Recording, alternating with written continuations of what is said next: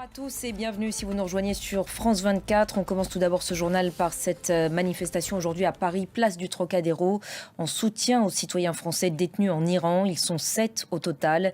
Une politique d'otages d'État, selon les mots du ministère français des Affaires étrangères. On va rejoindre tout de suite sur place notre envoyée spéciale Julie Dungeloff. Bonjour Julie. Les proches de plusieurs otages sont présents. Vous avez pu leur parler. Quel est leur état d'esprit aujourd'hui ?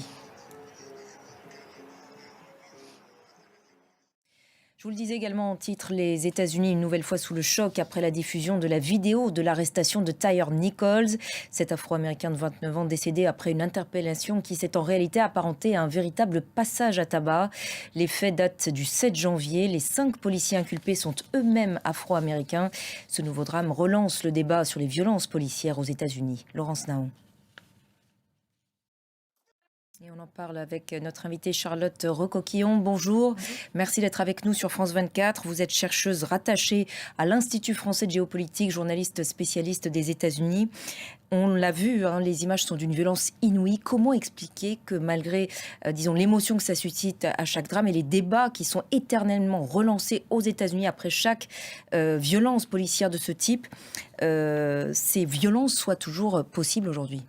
Ça s'explique parce que ce n'est pas une question d'individu, mais c'est vraiment une question du contexte et de l'institution qui produit et perpétue ces violences. Merci beaucoup Charlotte Recoquillon pour votre intervention aujourd'hui sur notre antenne.